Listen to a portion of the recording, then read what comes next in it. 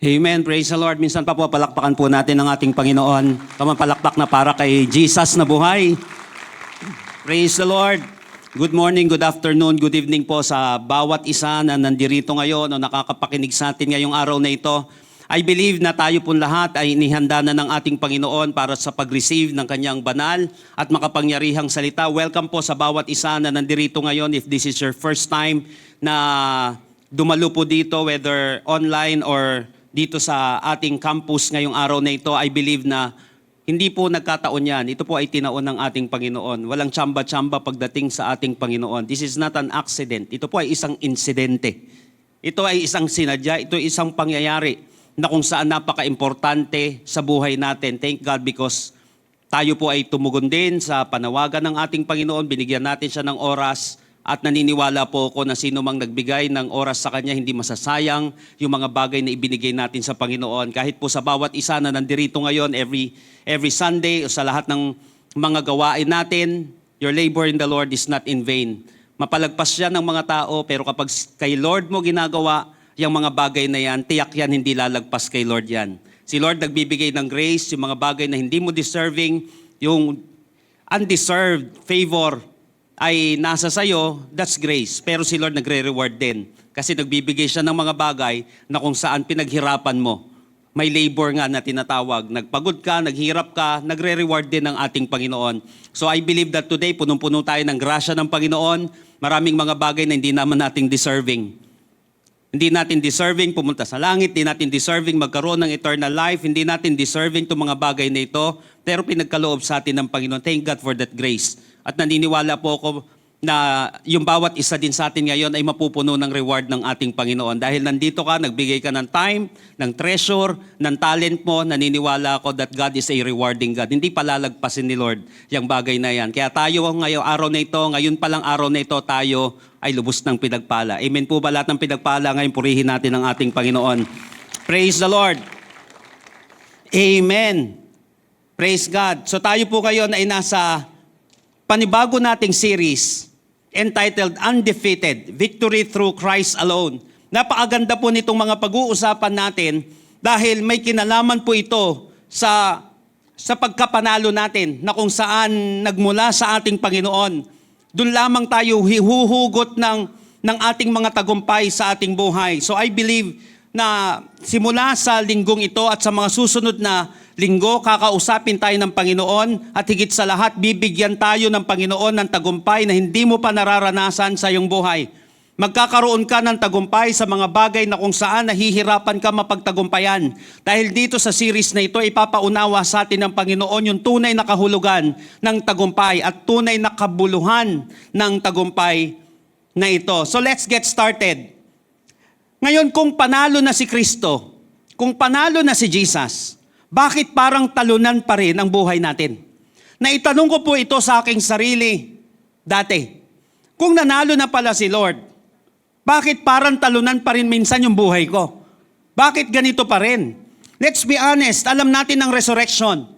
Pero talo pa rin. Pero natatalo pa rin tayo ng kasalanan. Narinig na natin ang victory. Pero nabubuhay pa rin sa takot ang isang tao. Naniniwala tayo sa panalo, pero sumusuko pa rin ang isang Kristiyano sa laban.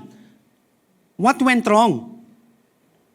Anong nangyari dito? Sa kabila ng mga pangyayaring ito, ng mga ironies na ito, na tila baga parang ang hirap ipaliwanag, sinasabi ng isip ko na kung saan nanalo na si Lord, pero yung pamumuhay ko ay para pa rin talunan. Ano nangyari? Parang isang atheist. May mga atheist na kung saan sagad na atheist na hindi talaga naniniwala kay Lord. Kahit anong gawin mo, kahit magbigay ka ng proof, ay hindi talaga maniniwala. Pero may mga atheist na kung saan pumupunta sa simbahan, nakikinig ng salita ng Diyos, but they are practical atheists. Naniniwala silang may Diyos, pero namumuhay sila na parang walang Diyos sa kanilang buhay. Bakit may mga ganitong pangyayari? Alam natin itong resurrection na ito, itong tagumpay na ito, pero bakit ganon? Bakit may namumuhay pa rin ako bilang isang talunan? Bakit kinakain pa rin ako ng takot? Bakit sumusuko pa rin ako sa isang laban? Pero may malinaw na sinabi sa Biblia ang Panginoon. patungkol dito. At naniniwala ako, hindi ka lalabas sa gawain ito. Maybe, if kahit na ito ay first time mo na dumalo ngayong araw na ito, ikaw ay nanampalataya na kung saan may ganito pa ring battle, naniniwala ako na hindi palalagpasin niya ng Panginoon ngayong araw na ito. Ulitin ko, si Lord nagbibigay ng grace. At the same time, si Lord ay nagbibigay ng reward. Tutulungan tayo. Una, tuturuan tayo ng Panginoon. Pangalawa, tutulungan tayo ng Panginoon na magkaroon ng buhay na ganap at kasaya-siya, buhay na tunay na matagumpay. Buksan po natin ang ating mga Biblia in 1 Corinthians chapter 15, verses 54 hanggang 58. Basahin ko po sa Tagalog. Unang Korinto, Kabanata 15, talata 54 hanggang 58. At kapag ang katawang ito na nabubulok at namamatay ay napalitan na ng katawang hindi nabubulok at hindi namamatay, matutupad na ang sinasabi sa kasulatan na nalupig na ang kamatayan, ganap na ang tagumpay. By the way, before ko po ito ituloy, ito po yung dahilan kung bakit itinuturo natin, ako mismo, naniniwala ako na hindi naman sa sarili kong paniniwala. Sinabi ko po, matagal na panahon, naniniwala yung mga tao kahit ng mga ibang mga theologians, na kapag pumunta sa langit, kaluluwa lang ang mapupunta sa langit. Sabi ko, I beg to disagree. Dahil hindi naman itong sinabi ng Bible. Mapa langit at mapa impyerno, kaya meron po tayong subject sa Amazing Bible College na heavens and hells. Na tinatawag, dun pa lang, plural na siya. At meron tayong tinatawag, dun sa langit na yon, kapag napunta ang isang mananampalataya, may body, soul, and spirit pa rin. Iba nga lang. Katulad ng body, soul, and spirit natin. Pati sa impyerno, may body, soul, and spirit pa rin. Kasi may uuurin, may mararamdaman pa rin yung tao. Dito po makikita natin, tingnan nyo po. At kapag ang katawang ito na nabubulok at namamatay ay papalitan na ng katawang hindi nabubulok. So may katawan pa rin. Kaya lang kakaiba na siya. Ito yung sinasabi ko. Kapag ikaw ay pupunta sa other dimension, hindi ka mabubuhay doon nang wala lang. Because flesh and blood cannot enter the kingdom of God. Same, 1 Corinthians 15. At kapag ikaw pa lang, pumunta ka pa lang sa outer space, hindi lang basta-basta katawan ang dadalhin doon. Kinakailangan may suot-suot ka na babagay doon sa lugar na yon. Kaya nga, papalitan yung katawan ng mga mananampalataya ng katawang hindi mabubulok at hindi namamatay. Tuloy na lang po muna natin ito. Matutupad na ang sinasabi sa kasulatan na nalupig na ang kamatayan, ganap na ang tagumpay. 55, ito yung nakasulat. Nasaan o kamatayan ang iyong tagumpay? Nasaan na ang iyong kapangyarihan? 56. May kapangyarihan lamang ang kamatayan sa atin dahil sa kasalanan. At may kapangyarihan ang kasalanan sa atin dahil mayroong kautusan. 57. Ngunit salamat sa Diyos dahil binigyan niya tayo ng tagumpay sa mga bagay na ito sa pamamagitan ng Panginoong Hesukristo. Kaya nga, mga minamahal na kapatid, magpakatatag kayo at huwag manghina sa inyong pananampalataya. Magpakasipag kayo sa gawaing ibinigay sa inyo ng Panginoon dahil alam ninyo na hindi masasayang ang mga paghihirap ninyo para sa Kanya. So this passage focuses on our victory because of the resurrection of Jesus. So yung mga kabaliktaran na pangyayari kanina, ito ang panlaban dito, ito yung antidote dito. Alam ko, nag-resurrect na ang Panginoon. Pero bakit ako lagi naman akong talunan? Alam ko yung word na tagumpay. Pero bakit ganito yung nangyayari sa buhay ko? So this passage, dito siya nakafocus ngayon. Sa victory natin because of the resurrection of our Lord Jesus Christ. Anong kinalaman nito? Ika nga po ni John Piper, the resurrection is the victory of God that becomes the victory of His people. The resurrection is the victory of God that becomes the victory of His people. So join me in our message today entitled Verified Victory. Sabihin nga po natin, Verified Victory. May nanalo na. So dito makikita natin, i-verify natin ngayon kung naka-blue check ka na ba. Dito titignan natin kung talagang verified na, talaga bang victorious ka? Ngayon ang tanong, paano? Ano mangyayari? Ano bang dapat kong gawin? Pero ito yung paniniwala ko. Pero bakit ganito nangyayari sa buhay ko? Akala ko ba nanalo na si Lord? Bakit parang ako talo na naman? Now, because Christ is risen, we live in 3 victories. Dahil ang ating Panginoong Yesus ay muling nabuhay mula sa mga patay, tayo ngayon ay namumuhay sa 3 katagumpayan. Dito makikita natin itong 3 victories na ito na kung saan itatanim sa atin ng Panginoon at ipapamuhay natin ngayon. Humanda ang kalaban sa iyo. Dahil mapupuruhan mo siya. Tiyak yan may panalo na mangyayari sa iyong buhay. Lahat ng ready at excited na matuto, mabago at manalo ngayong araw na ito. Magsabi po ng malakas na amen. Number 1. Tignan po natin siya in verses 54 hanggang 56. When the perishable has been clothed with imperishable, the mortal with immortality, then the saying that is written will come true. Death has been swallowed up in victory. Because Christ is risen, we live in 3 victories. Ano itong 3 victory na ito na nanggaling doon sa resurrection ng ating Panginoon na minsan nakalimutan ng mga mananampalataya or maybe nabasa pero hindi na ipamuhay na sayang. Nasa iyo na yan nung tinanggap mo ang Panginoon Meron ka na ganitong kapangyarihan.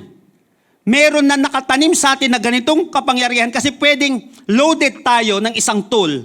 Loaded tayo ng isang favor, pero hindi pa natin nagagamit. So ngayong araw na ito, i-unlock natin siya. Ngayong araw na ito, gamitin natin siya. Kinakailangan malaman mo na mayroon kang ganito na tagumpay. Okay? Number 1. Because Christ is risen, we live in 3 victories. Number 1 is victory over sin. Victory over sin. Oh, death, where is your sting? The sting of death is sin. Kaya nakalagay dun sa 56, the sting of death is sin. Alam niyo po, yung Greek word na sting, ang ibig sabihin po nito ay tusok, lason, poison, or deadly point. Patusok, tapos lason. Ang ibig sabihin nito, itong kentron na ito sa Greek, ibig sabihin deadly point siya. Therefore, ang kasalanan ay lason na pumapatay. Ulitin ko yung sting dito, lason na pumapatay. Noong nakaraan, doon po kami sa farm ng aking pinsan, doon sa Batangas. Mamaya dyan, pinapapasok nila ako ni Pastor Adana, saka ni Jazz yata, doon sa kwarto. May bee. Doon, alam naman natin, may sting yun, di ba? May tusok yun na pag tumusok sa'yo, medyo may kamandag din.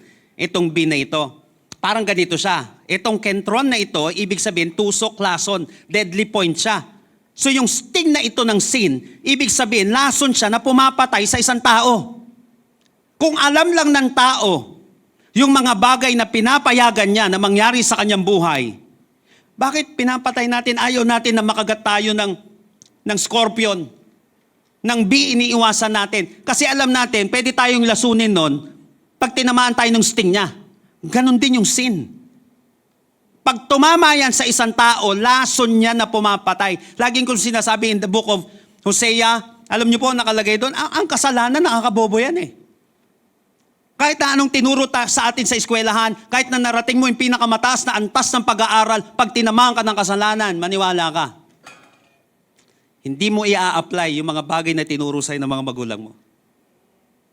Ang hirap i-apply ng mga bagay na natutunan natin sa eskwelahan, na natutunan natin sa mga nauna sa atin. Kasi tinamaan na tayo Nakuha po natin, ganong kabagis to. Yung sting ng sin na yan. Sisira ng pamilya yan, sisira ng buhay yan, sisira ng pangarap yan, sisira ng pagkatao yan. Ganyang kabangis yung sting na to. Kentron, deadly point. So ang kasalanan ay laso na pumapatay. Pero, sabihin nga po natin, pero, Pero dahil sa resurrection ng Panginoong Hesus, nawala yung kapangyarihan ng kasalanan. Nawala yung kapangyarihan ng kasalanan. So hindi ka naalipin ng kasalanan kung ikaw ay mananampalataya. Iba yung nagkakasala sa alipin ng kasalanan. Nakuha po natin, hindi naman tayo perpekto. Sabi sa 1 John, sino man ang magsabi na hindi siya nagkakasala, sinungaling yun. Nakuha po natin, pero iba yung alipin tayo. Iba yung kontrolado tayo. Ang mahirap yung mananampalataya na kokontrol siya ng kasalanan, pero teka lang, meron ka ng panalo. You have victory over sin. Kailangan malaman ng isang mananampalataya na hindi na siya alipin ng kasalanan, na hindi na siya controlled ng dating buhay. May power ka na to say no. Madami ako naririnig ng mga mananampalataya pag nagagalit. Hubarin ko kaya itong pagiging Kristiyano ko. Teka lang. Itong ganito. Ako hindi ko marirealize. Yung, alam po yan ng ibang mga nandito na nakita yung dati kong buhay. Thank God, wala nang picture ng dati kong buhay. Sa picture kasi nakakahiya. Pero may mga tao pa rin na nakakaalam ng mga madilim na parte ng buhay ko. Alam po nila yon kung paano ako nawawala sa sarili, nagdidilim yung paningin ko. Pero nung mananampalataya na ako, narinig ako mga Christian na gano'n, sabi ko, maybe nagagalit ako, ba't di ko nababalikan yung dating buhay na yon? Bakit may tagumpay ako dun sa kasalanan na yon? Hindi na ako kontrolado ng dati kong buhay. Pwede ako magkamali, pero pwede rin ako mamili na huwag gawin yon. Pag hindi ako mananampalataya, pwede pa makontrol niya ako. Pero kapag si Jesus ay nasa akin, dahil sa kanyang muling pagkabuhay, wala na siyang karapatan na hawakan ng leeg ko. Kaya maniwala ka, ikaw na mananampalataya, hindi ka nahawak sa leeg ng kaaway. Kung ikaw ay nananampalataya kay Jesus, may karapatan ka na at kapangyarihan ka na mapagtagumpayan ang kilos ng kalaban sa iyong buhay. Come on! May power ka na to say no. Sin no longer reigns where Christ truly lives. Ulitin ko po.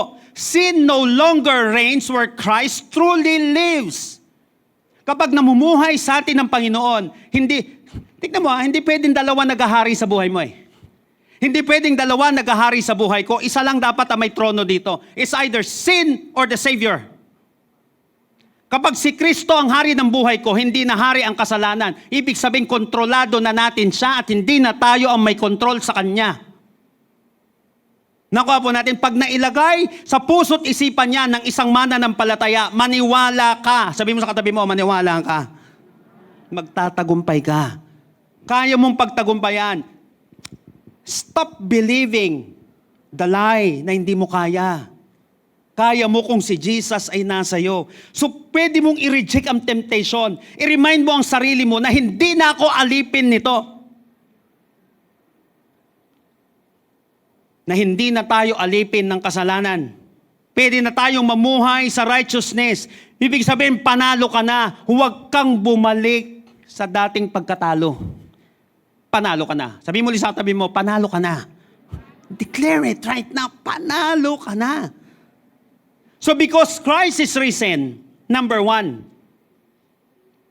dahil sa resurrection na yon, we live in 3 victories. Number 1, victory over sin. Yung sting na yon, naalala ko, di ba sa life retreat natin, bakit nilagay si Lord sa krus? Yung krus dati, ito ay sign ng curse. Kapag nilagay ka dati, during Roman Empire, pag ikaw ay pinako sa krus, ibig sabihin nilagay ka sa lugar ng sumpa. Sumpa kasi ang krus sa kanila. Nakuha natin siya. Bakit nilagay doon si Jesus Christ? Para mawala ang iyong sumpa. Nilagay siya sa lugar ng sumpa para mawala ang iyong sumpa. Kaya nga si Jesus Christ, binitbit niya ang lahat ng iyon sa krus ng Kalbaryo. Kaya nga pansamantala na kung saan tinalikuran siya ng Ama. Father, why thou hast forsaken me? Sinabi niya, dala-dala niya yung kasalanan na yon, yung sting na yon. Kaya napansin niyo po, kapag yung mga nag-aalaga dito ng bee, pinapakagat din minsan sa bee. para mas magkaroon ka ng immunity ng konti. Doon po sa farm ng pinsan ko, pinakita sa akin doon na, eto, tinanim ni Tito ito, no, tatay ko po, nung dumalaw daw, nagtanim siya ng sili. Tapos si JC, nahawakan ng ganon. Sabi niya ganon, kapag ingat ka lang dyan, kasi sino po nalagyan sa inyo ng sili dito sa mata? O kaya, di ba, pag nalagyan ka dito nung sa sili, ang sakit. Grabe, subukan mo hugasan, lalong lalala. Yung sili malagay sa mata mo, yung yung anghang niya, grabe. Alam niyo po panlaban doon, yung dahon din ng sili. Pigay mo yung sili, tapos lagay mo doon, tingnan mawawala. Grabe yung ginawa ng Panginoon. Pumunta siya sa lugar ng sumpa, dala-dala yung sting ng kamatayan. Kaya sinabi doon ngayon, "Oh death, where is your victory?" Asan na yan? Where is your sting? Asan ka na ngayon? Why? Asan na? Sinalunan ng Panginoong Kristo. Para nang sa gayon, makagat ka man. Di sinasabing hindi ka makakagat eh. Nakuha natin yon. Tayo ay nasa mundo. Pero kapag ikaw ay makagat o kaya may umaatake sa'yo, ibig sabihin, kaya mo siyang i-rebuke. Kaya mo makabalik. Kaya mong manampalataya. Kaya mo muling bumangon kahit na medyo napuruhan ka. Kahit na nasugatan ka, tandaan natin, nasugatan ka lang pero hindi ka patuluyang talunan. Nakuha po natin yon. Nagkaroon ka lang ng pagsubok pero hindi ka susuko. Bumagsak ka lang kapatid pero makakabangon ka muli. Bakit? Nagtagumpay na ang Panginoong Hesus at binigyan kanya na ng tagumpay over sin. Come on, purihin natin ang ating Panginoon. Praise the Lord. Pangalawa po, in verses 54 hanggang 57, pangalawang victory, pangalawang tagumpay na ibinigay sa atin nung ang Panginoon ay muling nabuhay. 54, when the perishable has been clothed with the imperishable and the mortal with immortality, then the saying that is written will come true. Death has been swallowed up in victory. Tingnan nyo ha. Death has been swallowed up in victory. Oh, where, O death, is your victory? Where, O death, is your sting? The sting of death is sin, and the power of sin is the law. 57, but thanks be to God. He gives us victory through our Lord Jesus Christ. Pangalawang victory na kinakailangan maalala, maipamuhay ng mga mananampalataya na naniniwala na si Jesus ay buhay. Number 1 is the victory over sin. Number 2 is the victory over death. Victory over death. Oh, death, verse 55, where is your victory? Oh, death, where is your sting? Alam niyo po, the word victory in Greek is the word nikos. Etong nikos na ito, ang ibig sabihin, complete conquest. Ibig sabihin, nawalis niya yung kalaban. Nawalis, walang natira dito, complete conquest ang ibig sabihin.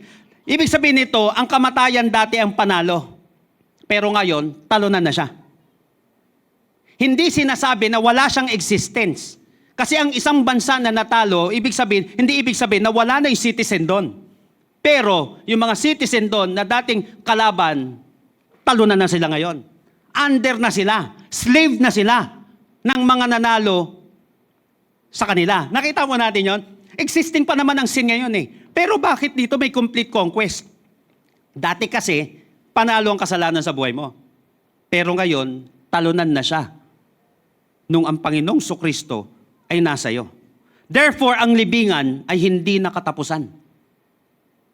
Ang kamatayan ay daanan lang ng mananampalataya. Meron na kasing victory over death ang isang mananampalataya. Ulitin ko, ang libingan ay hindi nakatapusan sa isang mananampalataya. Ang kamatayan ay daanan lang ng isang mananampalataya. At hindi siya katapusan. Kaya nga may eternal life ang isang mananampalataya. John 3:16, for God so loved the world that He gave His one and only Son, that whosoever believes in Him will not perish but have everlasting life. May eternal life na. Pero dito pa lang, kung babalikan po natin yung verse 22, the 1 Corinthians 15, tingnan niyo po yung sinabi dito. Sapagkat kung paanong tayong mga tao ay mamamatay dahil sa kaugnayan natin kay Adan, ganoon din naman, dahil sa ating kaugnayan kay Kristo, tayong lahat ay muling mabubuhay. So lahat ng may kaugnayan kay Kristo, anuman mangyari sa ating katawang panlupa, muli ka daw mabubuhay. Kung may kaugnayan kay Lord. Kaya importante yung kaugnayan na yon. Importante yung connection na yon kay Lord. Dahil sa ating kaugnayan kay Kristo, tayong lahat ay muling mabubuhay. Kaya nga po sinabi ni D.L. Moody, death is not the end. It is the entrance. Kala ng kalaban, pag namatay ang isang mananampalataya, talunan siya? No way! Kala niya lang yon. Pero kapag ang isang tao may relasyon kay Lord, entrance lang yung death na yon. Wala nang kapangyarihan sa kanya ang kamatayan dahil mabubuhay siya. Yung buhay na iiwanan niya dito sa mundo, sandali lang yon. Sabihin na natin, umabot ka ng 100, konti lang yon compared mo sa eternity. Ang layo. Nakuha po natin siya, napakalayo. O saan ngayon yung tagumpay niya? Tama ang Biblia. Meron na tayong victory over death. Kaya huwag kang matakot sa kamatayan. Mamuhay ka na may confidence. I-anchor mo ang pag-asa mo sa eternity. Huwag kang matakot. Why? Ang worst enemy mo ay defeated na. Alam mo po, isa sa numero 1 takot ng tao, top 3, ito. Hindi pa rin nawawala sa top 3 lagi. Fear of death. Kasama doon, fear of the unknown. Di niya alam kung ano mangyayari bukas. Pero itong fear of death na ito, kahit mga mananampalataya, kinakain ito eh. Pero kapag nawala sa'yo ang takot na ito, may confidence ka sa Panginoon, so what? Ang ganda na sinabi ni Apostle Paul eh. Philippians 1:21, for me to live is Christ and to die is gain. Yun lang kasi ang technique doon. Ulitin ko po ha. Sabi sa Philippians 1:21, for me to live is Christ and to die is gain. Kung mamamatay ako, gain ito sa akin. Ay, tapos na paghihirap. Makukuha ko na yung reward ko sa langit. Pero habang buhay ka pa, hindi ka pa kinukuha ni Lord, wag mo siyang unahan. Sabi mo sa katabi mo, wag mo siyang unahan. Inuunahan si Lord eh. Wag tayo mas marunong kay Lord. Buhay ka pa eh. Ikitiling mo man buhay mo. Gusto ka pa ni Lord mabuhay. Sabi mo sa katabi mo, gusto ka pa ni Lord mabuhay. Ano naman yan? Sabi ni Apostle Paul, for me to live is Christ and to die is gain. Ang kamatayan sa isang mananampalataya, gain yan. Pero kapag nabuhay ka daw, kung gusto natin may meaningful na buhay tayo, huwag ka mamumuhay kasi sa sarili mo. Sabi dito, for me to live is Christ. Dapat habang nabubuhay ang isang tao, dapat na kay Kristo siya. Hindi siya nawawala doon. Dapat na kay Lord siya para nang sa gayon may tunay na buhay na ganap at kasaya-saya. Again, the worst enemy natin ay defeated na. Meron na tayong victory over death. Ano ngayon ang paglalagyan ng kaaway? Mamatay ka, panalo ka. Mabuhay ka, panalo ka pa rin dahil na kay Lord ka. Nakuha natin, walang talo kapag ang buhay ay nasa Panginoong Hesukristo. Come on. No one is hopeless whose hope is in Jesus. Ano kalalagyan niya ngayon? Ano ba to? Nahilong-hilo na siguro kalaban sa atin. Lalo na naunawaan ng isang mananampalataya to, hilong-hilo yan, maniwala ka. Ano kalalagyan ko ngayon? Parang ganito, sabi sa Philippians din, in everything give thanks. Pag may pagsubok, give thanks. Pag may pagpapala, give thanks, tama. In everything, give thanks, tama. Nagkapagsubok ka, ang taas naman ng gasolina, thank God. Ano yung pagpapasalamat mo? May bahay ka pa rin. Biruin mo yan, ang taas ng gasolina, ilan ng resort na puntahan mo? Anong klase ba naman ano yan? Crisis yan. Oh, napansin mo? Biyahe ka pa ng biyahe. Una, tinatakot lang tayo. Hindi ko sinasabing hindi siya haharapin. Patandaan mo lagi. Seek ye first the kingdom of God and His righteousness, and all these things shall be added unto you. Unahin mo si Lord. Bakit? Iba ang ekonomiya ng mundo sa ekonomiya ng ating Panginoon. Kapag kay Lord ka, wala kang dapat alalahanin. Alalahanin mo lang si Lord lagi. Si Lord na magpo-provide sa atin, hindi niya tayo pababayaan. May kingdom si Lord na kung saan tunay nating hari. Kung bumagsak man ang kingdom sa mundo, His kingdom will reign forever. Hindi siya mawawala. Nakuha po natin. Kaya, oh death, where is your sting? Nasaan yung kapangyarihan ng kamatayan? Wala nang paglalagyan ngayon. Kaya hilong-hilo ang kalaban sa isang Kristiyano na alam ang katotohanan na ito. Nakuha po natin siya. Pangatlo at panghuli, ito, ang ganda na ito. Verse 58. Therefore, my dear brothers and sisters, stand firm. Let nothing move you. Always give yourself fully to the work of the Lord, because you know your labor in the Lord is not in vain. Pangatlong victory. Pangatlong katagumpayan dahil sa muling pagkabuhay ng ating Panginoon. Number 3 is victory in service. Victory in service. Sabi nga po natin, service. Sinabi po dito na laging nating naririnig, your labor in the Lord is not in vain. Yung word na labor po, mga kapatid, is the Greek word kopos. Ang ibig sabihin nito, toil, hard work, even to the point of exhaustion. Toil, matinding pagkapagod, matinding, alam mo yon, minsan na masyadong exhausted na tayo pagdating daw sa paglilingkod kay Lord. Eto, tingnan niyo po. Busy ka na ng Monday, sa mga busy lang Bagay, kahit naman tambay na ang hirap pa rin. Nakakapagod pa rin. Pero pag busy ka, nakuha natin, pagod ka na ng Monday, Tuesday, Wednesday, Thursday, Friday, Saturday. Tapos, magsiserve ka pa kay Lord ng Sunday. Karamihan sa atin dito, weekdays, may mga life group ka pang pupuntahan o ikaw maglilid. Magpa-practice pa kayo sa ministry. Samantalang yung mga hindi mananampalataya, pagtapos niyan, hayahay na, magtatampisaw na sa mundo, langoy ulit sa mundo. Nakuha natin, parang lugi tayo.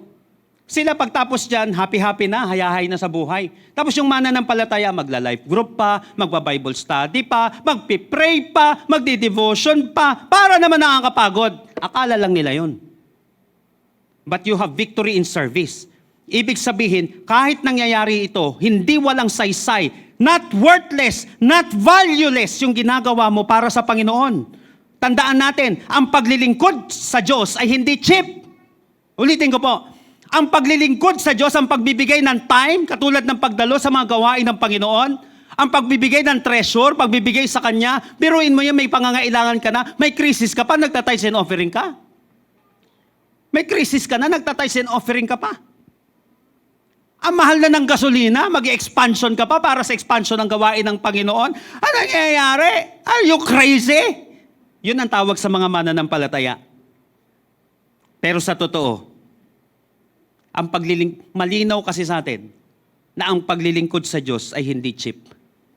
Hindi sayang ang ginagawa nating paglilingkod kay Lord. Your labor in the Lord is not in vain. May babanggitin po akong ilang mga verses dito. Exodus 23:25. Pakinggan niyo pong maigi. Exodus 23:25. You shall serve the Lord your God, and He will bless your bread and your water. I will take sickness away from the midst of you. You shall serve the Lord your God. Maglingkod ka sa Panginoon. Sinabi dito, He will bless, God will bless your bread and your water. Sabi, pagpapalain ng Panginoon yung bread and water na yon, ito yung pangangailangan mo na kailangan mo siya para ikaw ay mabuhay. Maglingkod ka daw sa Panginoon, i-bless niya yung pangangailangan mo sa ikabubuhay mo. At mayroon pa nakalagay dito, I will take sickness from the midst of you. Gagawa ng himala si Lord.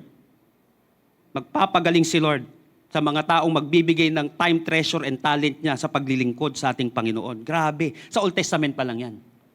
Sinabi po sa Colossians chapter 3, verses 23 hanggang 24, whatever you do, work at it with all your heart as working for the Lord. Kung ano man daw ang ginagawa natin, yung pagtatrabaho natin, sa trabaho natin, sa mga negosyo natin, gawin mo daw yan na parang ginagawa mo kay Lord, not for human masters, sabi dito. Since you know that you will receive an inheritance from the Lord as a reward. Yung mga taong naglilingkod daw sa Panginoon, makaka-receive yan ng inheritance na galing kay Lord as a reward. So, anong ibig sabihin nito sa Colossians chapter 3, 23 hanggang 24? Hindi lang ito laging loob ng simbahan. Kapag ikaw ay may negosyo, kapag ikaw ay boss, kapag ikaw ay empleyado, gawin mo yon hindi na lang para sa kanila. Gawin mo yung pagkasipag mo, gawin mo yung pagkakaroon mo ng value para kay Lord. Paglilingkod kay Lord John, bukas papasok ka na ulit, although parang tinatamad pa tayo. Bukas simula na naman ang bakbakan sa trabaho. Tingnan mo, starting today, gawin mo to. As if ginagawa ko to para kay Lord. Para kay Lord, tumaluwalhati ka Lord sa ginagawa ko. Ikaw yung makita habang nagluluto ako Lord. Ikaw yung makita habang naglilid ako Panginoon. Ikaw yung maramdaman sa presentation na gagawin ko Panginoon. Sabi ni Lord, siya daw magbibigay ng inheritance sa iyo. Kahit huwag kang pagpalain ng mga human bosses, yung tunay na boss mo sa langit ang magpapala sa iyo. Kasi ginagawa mo yun para sa Kanya. Come on. Praise the Lord. Matthew 25:21. His master replied, "Well done, good and faithful servant. You have been faithful with a few things. I will put you in charge of many. Come and share your master's happiness." Parable of the talent, Matthew 25. Sabi sun sa verse 21, come and share your master's happiness. Kapag naglingkod ka sa Panginoon, heto maganda. Come and share your master's happiness. Tingin niyo po ba masaya si Lord sa langit? Tingin niyo po ba mga kapatid, full of happiness, full of joy ang ating Panginoon? Amen po ba? O, isi-share daw sa'yo ni Lord yun. Pag naglingkod ka sa Kanya. Yung ganong klaseng kagalakan, isi-share ni Lord sa mga taong maglilingkod sa Kanya. At sa last book ng Bible in Revelation chapter 22 verse 12, pakinggan niyo po ito. Revelation chapter 22. Revelation chapter 22 verse 12, "Look, I am coming soon. My reward is with me, and I will give to each person according to what they have done." Yung reward daw na yon, I will give, sabi ni Lord, to each person according to what they have done. Si Lord mismo ang mag-aabot ng reward sa mga taong naglilingkod sa Kanya. So lahat ng ginawa mo kay Lord may eternal value. Kaya sinabi ko, ang paglilingkod sa Diyos ay hindi cheap. Tawanan na nila ako. Dahil may iniwan akong career. Pinagpalit nyo. Sana puro dollars nakita nito. Sana puro ganito. Hindi ko pinagsisisihan yon. Yung pinagtatawanan ka dahil pa Bible ka dun sa company mo. Yung pinagtatawanan ka kasi nagpipray ka, pagkakain ka. Yung pinagtatawanan ka na dapat itinutulog mo na lang yan ngayong araw na ito pero aaten ka ng gawain. Huwag mong intindihin ang tawa ng mundo. Mas intindihin mo yung ngiti ng Panginoon sa buhay mo. Dahil mas matindi pag napasaya mo ang ating Panginoon. Come on, praise the Lord. Lahat ng ginagawa mo kay Lord may eternal value. Walang nasasayang sa kingdom ni Lord. May reward ang ating faithfulness sa Panginoon. As Elizabeth Elliot once said, nothing done for Christ is ever wasted. Nothing done for Christ is ever wasted. Kaya nga, may victory in service tayo. Yung ginagawa mong yan kay Lord, pagbibigay mo ng oras, ng iyong kakayanan, ng mga bagay na pagpapala na meron ka, hindi sayang ang lahat ng yan. At hindi tad-tad ng rewards. Dito pa lang sa mundo, Old Testament pa lang. Serve the Lord your God. He will bless your bread and your water. He will take sickness away from the midst of you. Kuha po natin, because nothing done for Christ is ever wasted. Magpatuloy ka kahit pagod. Kahit puyat. Kahit may krisis. Maglingkod ka kahit wala nakakapansin. Maging steadfast at immovable tayo. Huwag mong intindihin yung pangungutya ng mundo. Dahil kay Jesus sa kanyang huling halakhak. Sasabihin niya, akala nyo, yung palalaitin ka, akala mo, walang kwenta yung ginawa ng anak ko habang buhay pa siya sa mundo. Akala ninyo walang kwenta. Ngayon pa nga lang, minsan nare-realize na eh. I think nasabi ko na minsan yun dito. Meron po akong kaibigan na multimillionaire. May kaibigan naman siyang billionaire. Dilala niya, pinatawag ako dito, nag-fellowship kami dun sa Chinese billionaire na yon, dun sa isang restaurant sa baba. Tapos mamaya, nagkikwentuhan lang kami. Tapos mamaya, tingin sa paligid. Siyempre may mga bodyguards ang dala, pero malalayo. Mga bodyguards niya. Alam nyo, sabi niyang ganun, kasi pastor din yung kaibigan ko na yon. Sabi niyang ganun, ang saya ng buhay nyo. Sibisip ko, eto na. Ako, eto. Tingin na, ganito yung kinikita ko araw-araw. Ilang milyon araw-araw, biruin mo araw-araw. Ito yung kinikita ko araw-araw, pero mas masaya yung buhay nyo. Sabi niyang ganun sa amin. Masaya yung buhay mo. Paano ba maging ganyan? Yun na, syempre. Doon na nagsimula, yun ang purpose namin doon. Paano ba maging ganyan? How to be you? Biruin mo, tatanungin mo ko, wala nga ako at that time pambili ng sasakyan. Wala akong pambili ng sasakyan. Samantalang siya, kahit isang oras siguro makakabili siya noon, o kaya araw-araw bumili siya ng sasakyan. Sa bahay, kaya niya. Kaya lang, how to be you? Bakit ganun? Your labor in the Lord is not in vain. Ipapakita ni Lord, patutunayan ng Panginoon, na hindi ka nababaliw kapag naglilingkod ka sa Kanya. Matalino ang tunay na naglilingkod kay Lord. Hindi kawawa ang sino man nagbibigay ng oras, kakayahan sa ating Panginoon. Come on, purihin natin ang Panginoon sa araw na ito. Come on, malakas na papuri sa ating Panginoon. Praise the Lord. Sa lahat na nandirito ngayon, hindi sayang ang oras na binigay mo kay Lord. Hindi sayang ang binibigay mo sa Panginoon dahil meron kang victory in service. So isipin natin lagi, yung binibigay mong time, treasure sa katalin kay Lord, hindi sayang. Sabi mo sa katabi mo, hindi sayang. Nung una akong in-invite sa church, akala ko, laki ng utang na loob sa akin ni Lord. 2 years pa naman akong in-invite eh. Tapos laging walang time, kala mo naman, pagkayaman-yaman, busy masyado sa buhay. Yung pala, busy lang katatambay. Nakakagagawa ng kalokohan, walang time. Wala akong time kay Lord eh. Kaya minsan yung mga nagaganyan na tao, tawa talaga ako. Sabi ko, parehas kayo nung may-ari ng mall sa kabila, oh. Parehas kayo may 24 hours, siya may time kay Lord, ka wala. May time siya mag-disciple, ka wala. Pare-parehas tayo may 24/7. Kaya lang talagang binigyan mo lang talaga ng oras si Lord. Nakuha po natin siya. Sadyang, mahal lang natin ang Panginoon. Sadyang nakikita mo lang yung halaga na binigay sa'yo ng Panginoon. Kaya ginagawa natin ito. Kaya hindi sayang. Walang nasayang na oras, walang nasayang na pagod, walang nasayang na buhay na ibinigay sa ating Panginoon. Ito yung 3 tagumpay na ibinigay sa atin sa muling pagkabuhay ng Panginoon. Sigurado na ang panalo. Parang basketball game po na alam mo na ang final score. Alam mo na ang final score, alam mo na panalo na yung team mo. Kahit nahuhuli kayo sa gitna ng laro, hindi ka magpapanik. Bakit kaya? Ba't hindi ka magpapanik? Kasi alam mo, mananalo naman kayo sa dulo eh. Nakuha po natin. Alam mo, bakit hindi ako magpapanik? Kasi sinabi na, mananalo kami sa dulo eh.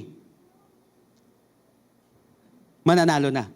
Alam mo na ang ending. Ganon din po sa resurrection. Hindi pa tapos ang laban natin dito sa mundo. Tandaan mo, tinapos na ni Kristo 2,000 years ago. Hindi pa man tapos ang laban natin dito sa mundo, pero sigurado na ang panalo natin.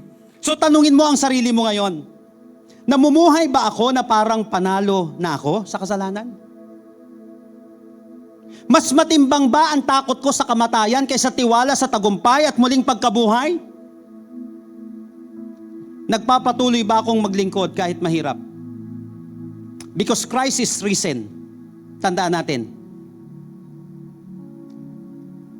Nawa maiwan po ito sa bawat isa na nandirito ngayon. Because Christ is risen, you are not fighting for victory. Rather, you are living from victory. Hindi ka lumalaban para magtagumpay ka lang basta-basta. Hindi na ganun.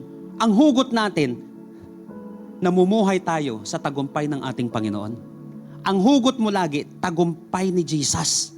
Hindi kabiguan mo, hindi kung ano nangyari sa buhay mo, hindi yung kahinaan mo. We are not fighting for victory. We are living from victory.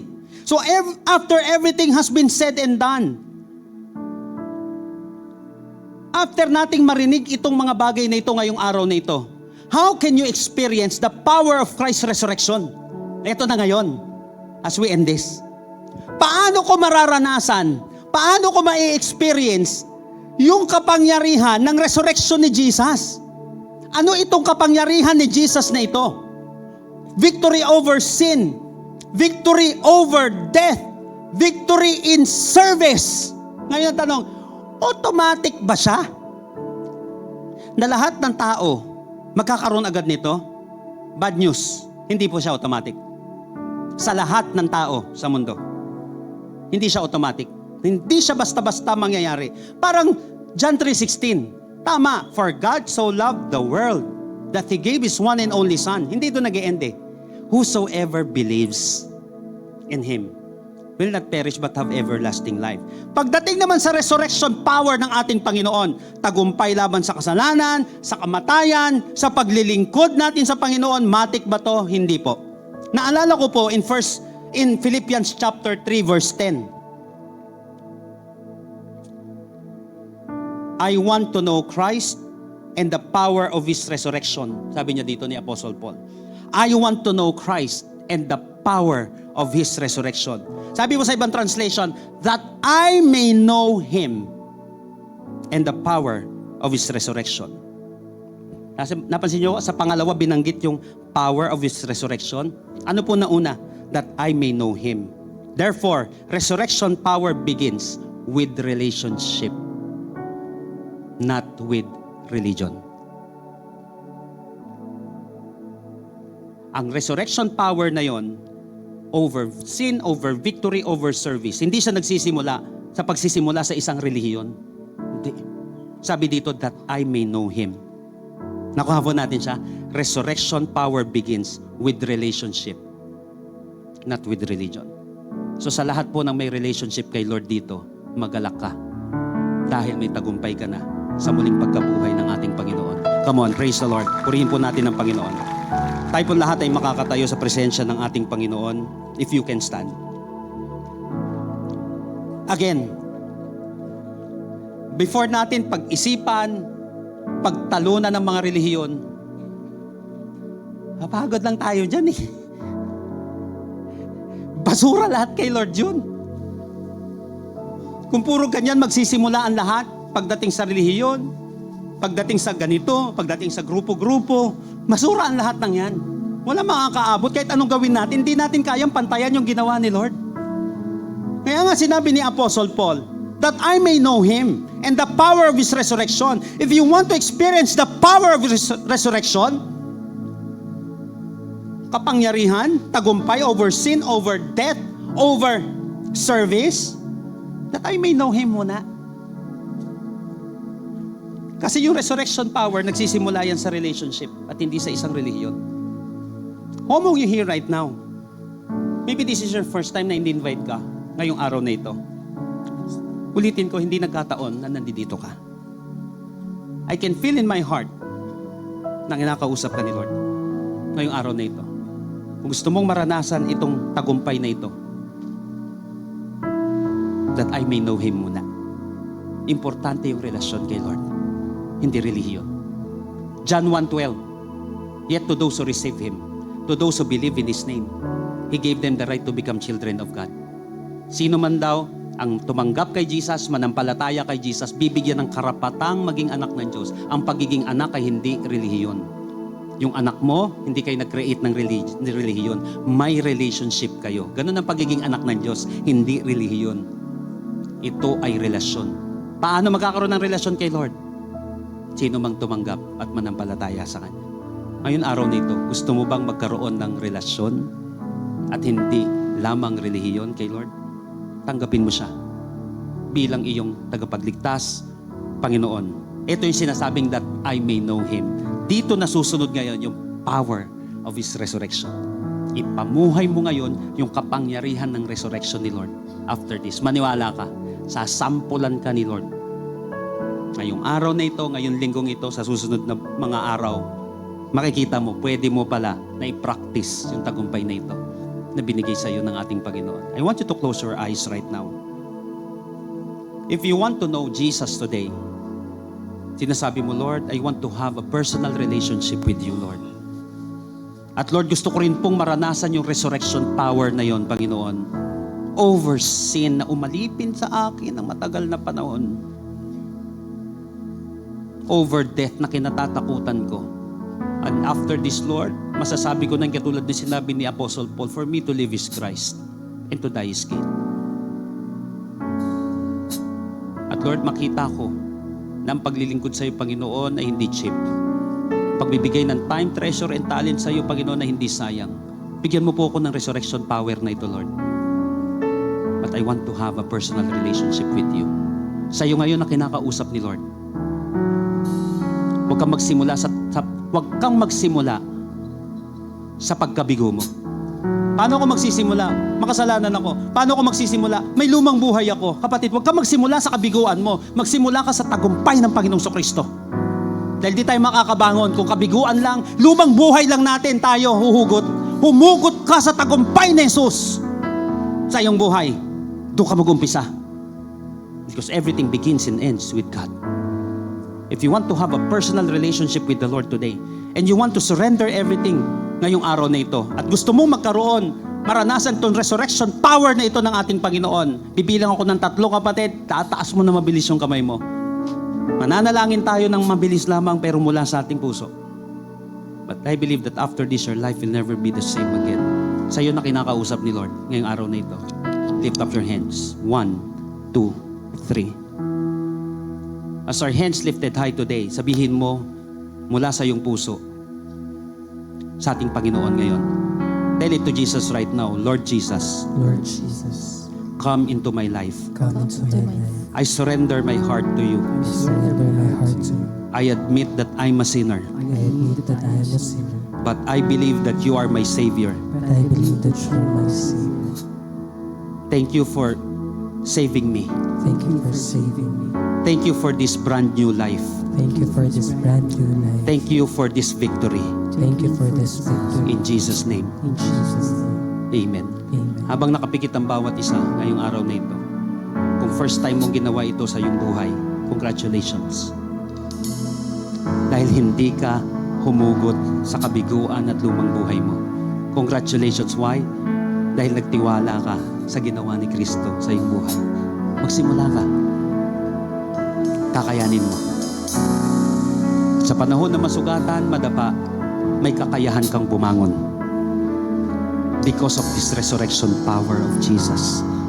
And for all of you right now, na kung saan napuruhan ka ng kalaban, matagal ka ng mga mananampalataya, recently, napuruhan ka, ngayon ka lang nakabalik ulit talaga. Matagal ka namuhay sa mundo na parang hindi isang Kristiyano. Maniwala ka. Hindi pa rin nakalimutan ni Lord yung ginawa mong pagsuko ng buhay mo sa Kanya dati.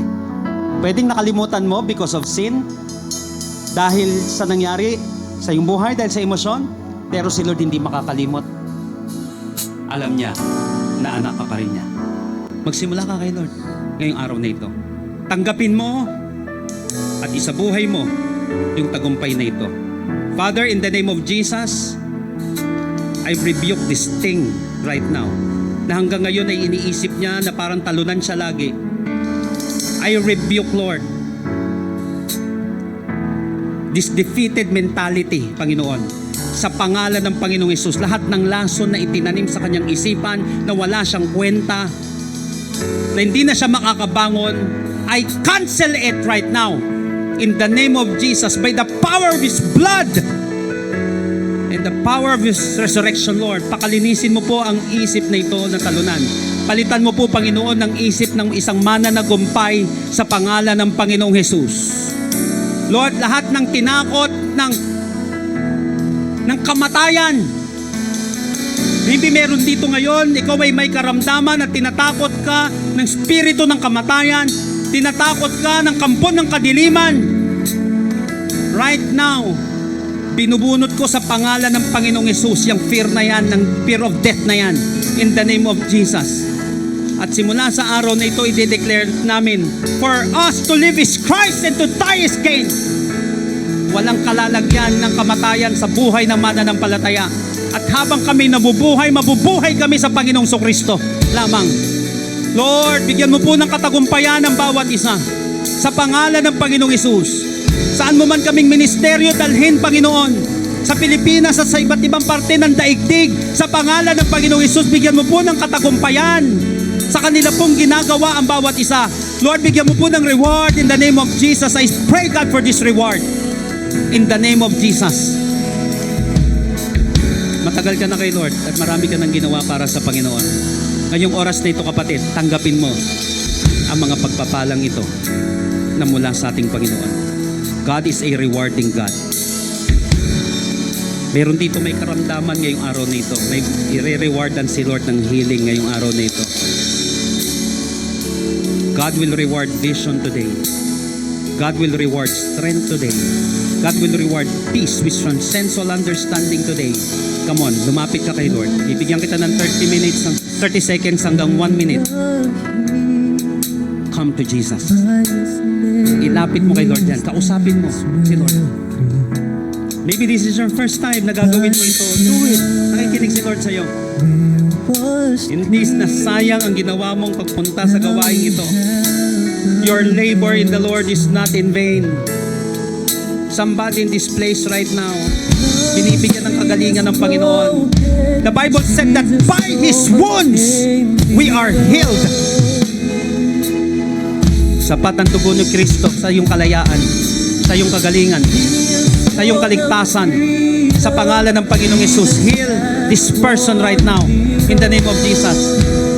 Lahat ng mga may mental struggles, Lord, may restlessness sa kanilang isipan, Lord, I speak for peace which transcends all understanding right now. Kapayapaan ng Panginoon ay sumaiyo ngayong araw na ito. Hindi ka niya pababayaan at hindi ka niya iiwan. Bigyan mo po, Panginoon, ng kagalakan sa puso ang bawat isa. Bigyan niyo po, Panginoon, ng kalayaan ang bawat isa ngayong araw na ito. Kalayaang manalangin, kalayaang sumamba, kalayaan, Panginoon, na magpuri, magpasalamat sa dakila mong pangalan, Panginoon. Freedom, Lord. Freedom, freedom, freedom. In the name of Jesus. Oh, let your healing touch, Lord, flow in this place. Lord, I pray for happiness, Lord, for joy in the Lord. Bigyan mo po ng kagalakan na nagmumula sa iyo ang bawat isa. Kapayapaan na nagmumula sa iyo. Ngayong oras nito, tanggapin mo, kapatid, ang mga pagpapalang ito ng ating Panginoon. Tanggapin mo ang kagalingan. Tanggapin mo ang kapayapaan. Tanggapin mo ang biyaya na galing sa ating Panginoon ngayong araw na ito. Receive it right now. In the name of Jesus. Come to Jesus right now. Lift Him up. Itaas mo yung mga bagay na yan na pinagdadaanan mo kay Lord. Nakikinig ang ating Panginoon. Nais niyang iparanas sa iyo ang tagumpay na napakinggan mo.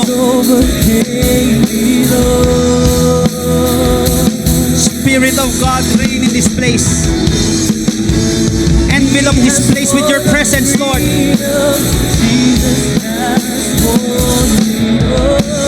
Pagalingan dumaloy sa lugar na ito. Kapayapaan dumaloy sa lugar na ito. Kalayaan dumaloy sa lugar na ito.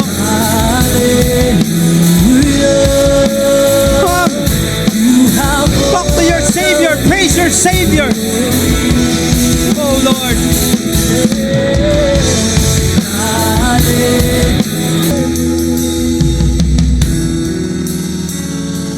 Sa lahat ng naniniwala na si Jesus ay buhay, at the same time naniniwala ka na mayroon ka ng tagumpay dahil sa kanyang pagkabuhay, mari po ba itaas natin ang ating mga kamay? If you can lift up your hands right now. Habang nakataas siyang kamay na yan, Panginoon, as our hands lifted high, tanda po, Panginoon, una ng pagsuko sa iyong authority. Wala po kami kung wala ka, Lord. Ikaw po maghari sa aming buhay simula sa araw na ito. Ang pagtaas ng kamay namin na ito, Panginoon, ay tanda rin ng aming pong pagpupuri at pananampalataya sa iyo. Buhay ka, Panginoon. At matagumpay na kami, Panginoon, dahil sa iyong muling pagkabuhay. Lord, I lift up these hands. Itong kamay na ito, Panginoon, ay pagmumula ng tagumpay. Tagumpay na ibinigay mo sa Kanya, Panginoon, maipapasa niya sa ibang tao, Panginoon. May mga ipapanalangin na kung saan gagaling. May mga ipapanalangin, Panginoon, na walang pag-asa, na magkakaroon ng pag-asa. Bless the works of these hands, Lord. Pagtatagumpayin mo, Lord, yung gagawin ng kanyang kamay, sa kanyang trabaho, sa kanyang negosyo, sa kanyang pamilya, Panginoon. At makikita ng mundo na kumikilos ka sa buhay ng mga anak mo, Panginoon. Salamat po sa tagumpay na tinanggap namin ngayong araw na ito. Salamat po, Panginoon, sa katagumpayang ito, Panginoon, na mararanasan namin starting today and for the rest of our lives. Kaya marapat lamang, Panginoon, na ikaw lamang ang may taas, Panginoon. Sa amin lang hindi namin kaya. Buti na lang, Panginoon, kinaya mo na, Panginoon, at kayang-kaya mo pa hanggang sa huli. Salamat po sa iyo po ang pinakamataas na papuri, pagsamba, pasasalamat at pagdakila. Dahil ito po ay aming panalangin sa pangalan ni Jesus. Lahat po ay magsabi ng malakas na Amen and Amen. Palakpak nga po ng pinagtagumpay ng ating Panginoon ngayong araw na ito. Praise the Lord! Come on! Hallelujah! Bless the name of Jesus today. Thank you, God, for this victory, Lord. Hallelujah! Thank you, Lord. Thank you, Jesus. Amen. Praise God. Sabi mo nga sa katabi mo, you are victorious. Ayan, dahil victorious po tayo, kikilos po tayong pinagtagumpay na ng ating Panginoon. Amen po ba? So ngayon po, dadako po tayo sa other way ng worship natin. Alam ko po na kanina, ang saya ng ating kantahan, sayawan, palakpakan, even ang ating pakikinig. But naniniwala po ako na yung sayang yon, maibabalik din natin yung saya na mabibigay natin sa Panginoon sa pamamagitan po ng ating mga pagbibigay. So may mga sobre po tayo dyan.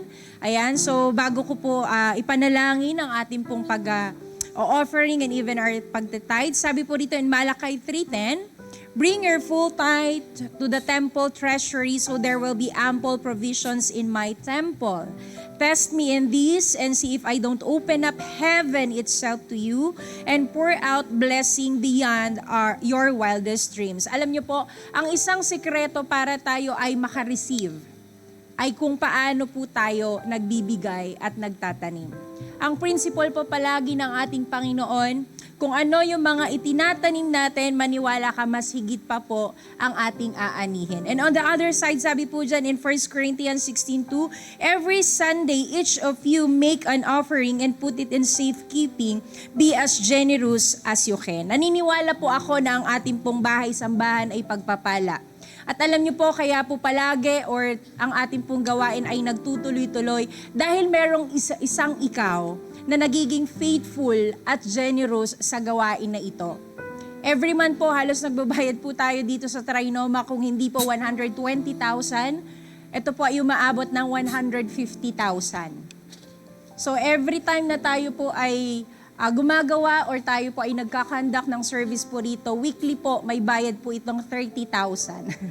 Amen po ba? Pero dahil merong generous kang katabi or even ikaw, nagtutuloy po yung ating gawain. And last month po, if I'm not mistaken, yung ating pong service, yung L3, marami pong mga pinagawa po doon para nang sa ganun ay mas magamit pa natin ng mas maayos at mas secured. Magkano na naman po yung ginastos doon? Ako po naniniwala po ako, kaya po nagpapatuloy ang gawain. Bakit may mga bagay na naaayos, mas gumaganda po yung equipments natin or even yung mga kailangan natin sa church. Dahil po, isa po tayo sa sumusuporta sa gawain na ito. Can you say amen sa lahat ng supporter? Ayan, naniniwala po ako na every time we give to our God, minsan akala mo lang, wala lang yung tinatanim mo eh. Pero magugulat ka na lang sa favor, sa mga answered prayer ng Panginoon. Hindi lang naman po palaging pera ang balik ng Panginoon sa atin.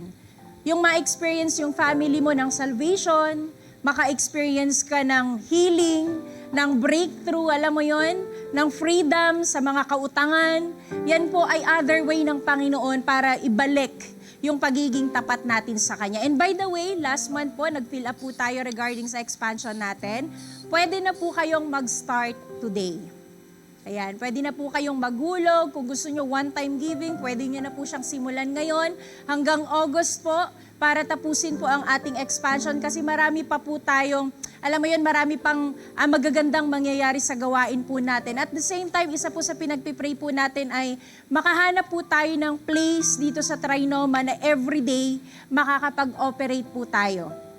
Ayan, so we're praying and we're looking po and still waiting po na may maibigay po ang ating Panginoon and even this Trinoma po na isang lugar na kung saan hindi lang po tayo Sunday nagkakandak ng service, pero yung ibang mga ginagawa po natin sa ministry ay makapagkandak po tayo mismo dito sa loob ng Trinoma. At syempre, nangangailangan po yun syempre ng ating mga ibabayad. So naniniwala po ako na yung katabi mo pa lang, sa'yo pa lang, pag pinagsama-sama po natin kung ano po yung mga bagay na ginawa natin para maging tapat tayo sa Panginoon, naniniwala po ako na hindi lang po hanggang dito itong gawain na ito. Actually, marami na po tayong gawain sa iba't ibang lugar. Alam mo yon, online or even labas po ng bansa. Ang napakahalaga po rito is nandito po kayo, nandito ka po to support, of course, our ministry. So sige po, mananalangin po tayo. Heavenly Father God, Lord, salamat po sa araw na ito. Salamat, Lord, dahil, Lord, pinaalalahanan mo kami sa katagumpayan, Lord, na ibinigay mo po sa amin 2,000 years ago. Lord, salamat dahil ngayong gabing ito, Panginoon, may mga tanikala na kung saan, Lord, nawasak sa pangalan ni Jesus, Panginoon. Salamat, Lord, we are so blessed, God. At kikilos kami na matagumpay, na pinalaya, na pinagaling, Panginoon, at pinalakas. And God, right now, as we do other way of worship, gusto po naming magbalik, Lord, ng aming mga tithes, ng aming mga offering, Panginoon. Kasi, Lord, ito mga ibibigay namin is a manifestation na kung saan nag-provide ka, na kung saan, Panginoon, ikaw, Lord, ang reason, ikaw ang source ng lahat ng meron kami, Panginoon. So, Lord, whatever man yung mga bagay, Lord, na nakikita mo para maging tapat kami, itong pagtatanim na gagawin namin, Lord, excited kami, Lord, sa maaani namin. Excited kami, Lord, sa mga breakthroughs. Excited kami, Panginoon, sa freedom, sa lahat po ng may mga pagkakautang in the name of Jesus, Lord. I pray financial freedom. I pray breakthrough, Panginoon, sa lahat ng may mga sakit, Panginoon. Naniniwala ako na tataniman niya po ito, Panginoon, kasi, Lord, you are a great healer and you are a miracle worker in the name of Jesus. Lord, I pray, Lord, na patuloy mong pagtatagumpayin, i-expand ang bawat isa, Panginoon, multiplication sa mga businesses, God. Promotion sa lahat ng mga nagtatrabaho, Panginoon. Or meron dito, God, nananalangin siya sa pagpapakasal niya, Panginoon. Lord, you will provide. Wala pa siyang exact na amount, pero meron siyang itatanim, Panginoon. Meron dito, God, nananalangin ng bahay at lupa, Panginoon. Mukhang imposible. Pero, Lord, sa itatanim at ibabalik namin sa iyo, Panginoon, magiging posible. Kasi ikaw ang aming source, Panginoon. Lord, I pray, Panginoon, na ma-honor ka kung gaano po kagalak ang aming puso na magtanim, magbalik, Panginoon, magbigay ng aming mga pledge, God. Lord, ikaw po, Panginoon, ang magbabalik nito sa tamang panahon. We just want to honor you, Father. We praise your name. In Jesus' mighty name we pray. Amen and amen. Sige po, makakapagbigay na po tayo.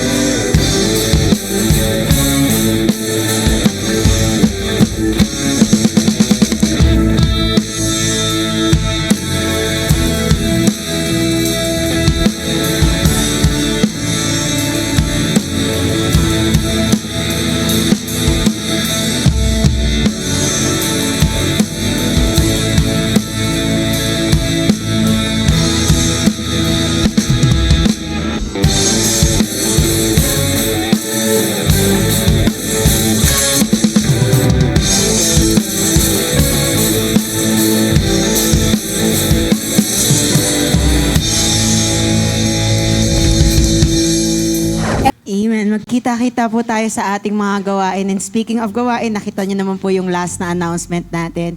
Sometimes we need to wait for Sunday para mag-rest o kaya Saturday.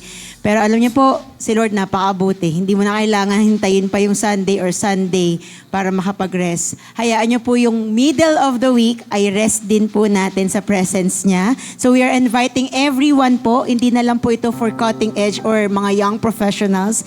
Ito po ay open po sa lahat. Ito po ang ating midweek service at magsisimula po siya this April 15 po. So dalayan ko po na magkita-kita po tayo sa ating main campus at naniniwala ako na even in the middle of the week ay pwede nating, alam mo yung kausapin si Lord, makakain ng salita ng Panginoon. Diba? Napaka-importante na hindi lang every Sunday ka kumakain ng salita ng Panginoon, dapat everyday talaga.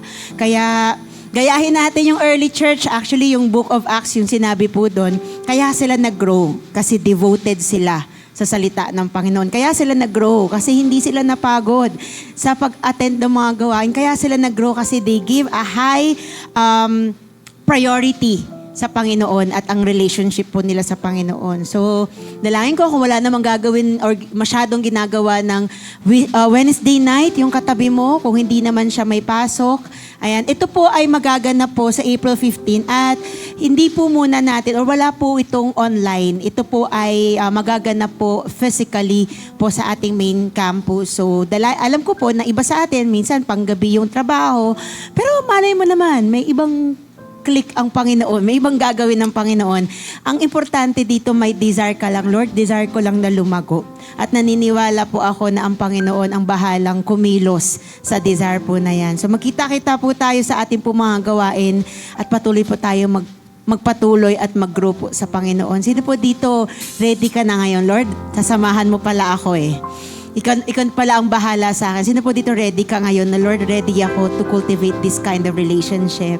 Lord, ready ako sa panibagong buhay na pinagkaloob mo sa akin. Lord, ready ako sa mga natutunan ko ngayong araw na ito. Naniniwala ko hindi ka binigyan ni Lord ng word ngayon para i-keep mo lang or i-secret mo lang. Naniniwala ako binigyan tayo ng word ng Panginoon ngayon para maging channel din po tayo ng blessing po sa iba. And speaking of blessing, yung katabi mo, blessing yan. Ayan, tignan mo. Oh. Pagpapala yan, amen ba? Tinanggal na ni Lord ang sumpa sa buhay niyan. Kaya kapag ikaw tutungtong ka sa bahay nyo, hindi mo dala-dala sumpa, pagpapala ang dala-dala mo. Kapag ikaw ay na-hire sa isang company, hindi naman sa magmamataas ka na i-hire nyo kasi blessing ako sa inyo. Pero malinaw lang sa'yo na kapag hinire ka sa company na yon, blessed ka kasi you have that work. Pero blessing din yung company na yon kasi nandun ka. Kasi ipapanalangin mo yung boss mo doon, ipapanalangin mo yung kumpanya na yon, di ba? Blessing. At kung ikaw naman ay binigyan ni Lord ng business, dahil si Lord ang nagbigay, blessing yan. Para maging blessing sa'yo, pero para din maging blessing sa maraming tao. So let's be a channel of blessing to everyone. Naniniwala ako, basta may desire ka, si Lord ang bahalang kumilos sa desire na yan. Tayo pong lahat ay tatayo, if you may, into the presence of God. So can you declare to at least 2 tao, pagdiinan mo sa Kanya para pumasok sa Kanyang mga brain cells. Sabihin mo sa Kanya, you are a blessing. Yan. Na-sure mo ba na naipasok sa brain cells niya? Para paglalabas siya dito, hindi siya malugmok, hindi siya kawawa, isa siyang pagpapala. Amen po ba? Hindi ka kawawa, isa kang pagpapala. Kung may pinagdadaanan ka man ngayon, blessing pa din yan. Kasi sabi nga, kapag ikaw may pinagdadaanan, ibig sabihin nun may patutunguhan ka pa. So blessing pa rin yan. Pwede ba nating palakpakan si Lord? Because in Him, there's always a blessing. Amen? Kapag na kay Lord ka, lahat ng mangyayari sa buhay mo, hawak niya, pagpapala yun. Kaya niyang i-twist into something good because He will always be good to us. I want you to close your eyes right now at pwedeng pasalamatan mo ang Panginoon sa pagpapala na iyong tinanggap at tatanggapin pa. Thank God for everything that He has done to all of us today. At pasalamatan natin si Lord sa mga paparating pang pagpapala na ibibigay niya pa sa'yo. He is a rewarding God. He's not yet done with you. He's not yet done with that struggle. He's not yet done with that fight. You will see the victory. Itataas mo ang pangalan ng Panginoon. This week, I can sense it. This week, you're gonna have your testimony. Di ko alam kung sino ka, pero maniwala ka. Sa tindi ng battle na pinagdaanan mo, you're gonna have the victory. Because you have Christ. Thank you, Father God, for everything that you've done. Thank you for the assurance ng aming pagkapanalo. Thank you, Lord, sa sure na victory na meron kami. Thank you, God, because we're living from that victory that you have for us. Lord, today we are going to leave this place hindi talunan, hindi kawawa, hindi lugmok, hindi bumagsak. Lalabas kami ng lugar na to, inangat mo po. Binigyan mo ng panibagong buhay. Lalabas kami ng lugar na ito, Panginoon, pinagpala.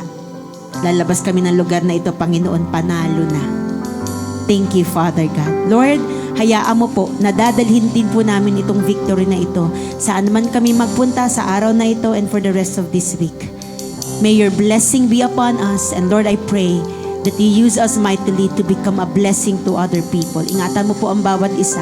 May we continue to enjoy everything that you have for us for the rest of this day, God. Salamat po, Panginoon. If you may, you can raise your hand. Receive this benediction from the book of Numbers. Dahil nanalo na si Lord, He wants you to not just mapuno ng pagpapala. Gusto niya ikaw ay umaapaw sa pagpapala. So amazing people of God, may the Lord bless you and take care of you. I receive. May the Lord be kind and gracious to you. I And receive. may the Lord look on you with favor and give you peace. I receive. Father, we receive all these things in the mighty name of Jesus. And everybody will say aloud, Amen. God bless everyone. See you for next Sunday. You are my freedom. We lift you higher. You are my freedom. We lift you higher. Come on, sing it out. Oh, place. You are all we need. Your love has set us free. Whoa, you are alive in us. Nothing can take your place, Lord. You are alive in us. Nothing can take your place, Lord.